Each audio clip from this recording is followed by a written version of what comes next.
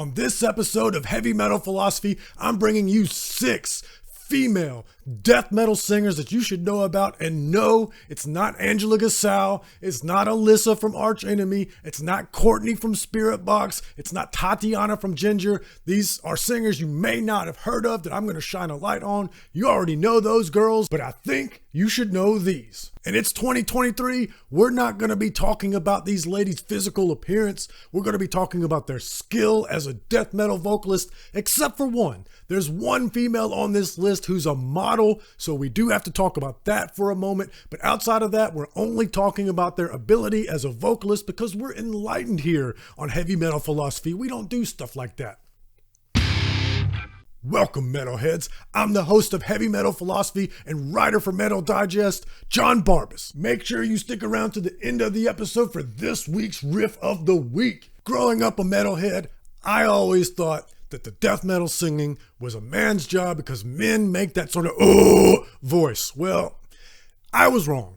I found out I was wrong in the early 2000s when I discovered Arch Enemy, and I immediately fell in love not only with Angela's vocals, but also Michael Amott became one of my favorite guitar players ever. Between her aggression and his beautiful melodic note choices, I was hooked. And from that point on, I knew that I was wrong about females in death metal. You know, obviously, I was a big fan of Joe Bench. I didn't think that females couldn't play the instruments being in death metal. I just didn't know that they could perform the vocals the way that they do. And that was just ignorance on my part. Because on the research that I've done for this episode, it turns out that females have been doing death growls long before Angela. That's just the first exposure that I got. So with that being said, the ladies that I'm about to highlight in this episode, they're not good death metal singers for females. They're good death metal singers who happen to be female. These ladies are tremendous. They can sit right there with the best of the men. They rank right up there in that list. And the last one that I'm going to talk about is better than most of the men that I see all these other YouTubers doing reaction videos to. She's supremely talented. We're doing these not ranking like I normally do, but in alphabetical order. So let's start with the first band, 1000 Odios from Argentina. This is like a thrashy death metal band. The vocalist for this band is Myra Quartets. This lady's got it all. Deep growls, aggressive presence. She just adds so much to the groove that's happening with this band. She's not just brutal, she's also in the rhythmic pocket with her vocals and melodic. That's without clean singing, which you know is a big plus for me. I want it heavy all the time. Next up, we got Alakynes Gun, not to be confused with that super weird ass video game. This is the band Alakynes Gun. This is like a death metal with groove and hardcore influences from New York.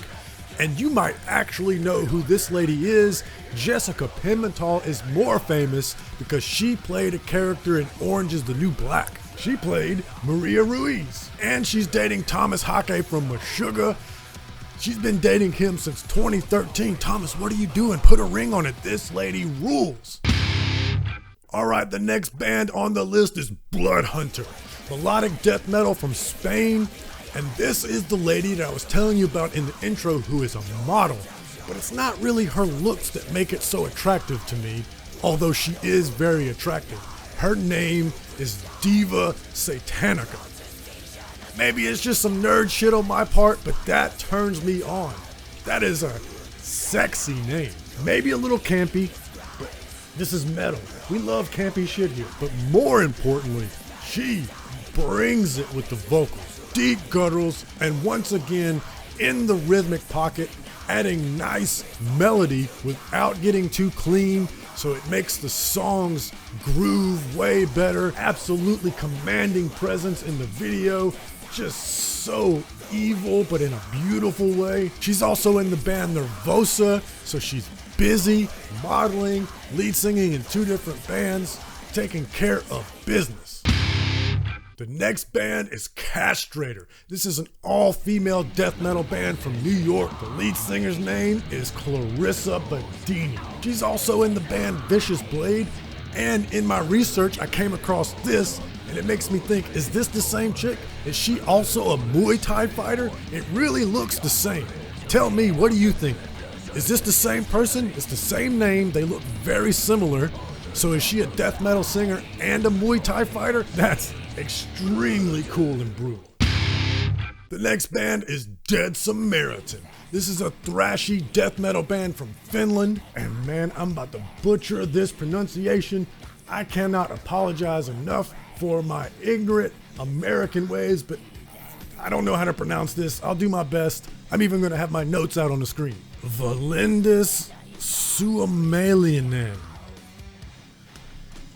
I'm so sorry.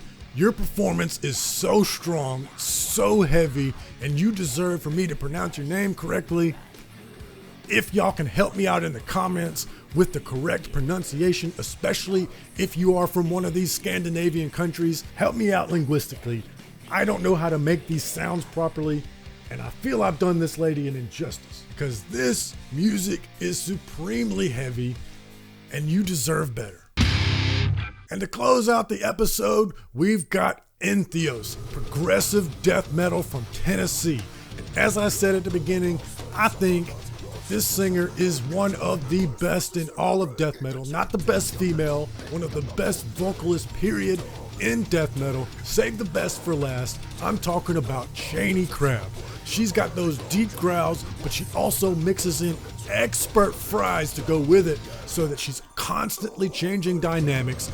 Huge range on her, pinpoint delivery, matching the song's brutality, weaving in and out of the rhythm. She is super talented. She also did voice acting in the video game Dead by Daylight. What can she do? I don't know. She is tremendous. I rank her right up there at the top with all the best modern death metal singers. Now, when I was going through the list, there was a lot of bands that I could have put on here, but if they haven't released an album in the last 5-7 years, I don't even know if they survived the pandemic or not.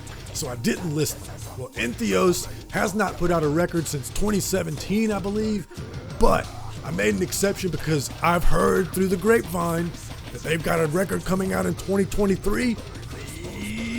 Please. And they just released a single during the Christmas break that was their cover of Carol of the Bells, which was amazing. A lot of times doing a metal cover of Carol of the Bells can be a little bit cheesy, but not this time. They crushed it. And now's where I need your help because I've got a big list that I did this for. I could probably make 2 more episodes of this. So did you like this? Would you like to see a part 2 and a part 3 where I shine a light on more female death metal singers? Did you like any of these bands? If you did, hit like. It'll help me and it'll help the bands. I'm bringing you all the best new metal bands this year. Stay tuned, hit subscribe, but we still got to do the riff of the week. In the spirit of what we're doing here with this episode, this week's riff of the week will be from the band that started it all for me, that inspired me to get into this, Out for Blood by Arch Enemy. As I said, this is how I discovered that females can do these deep false chord gutturals. It opened me up to whole new lanes and possibilities in metal music. Ever grateful, will always be a huge Arch Enemy fan. And most importantly, I hope you enjoy the riff of the week as much as I do. If you're new here, if you click here on YouTube, you can get my best albums of 2022. But most importantly, read philosophy, listen to metal. I love you.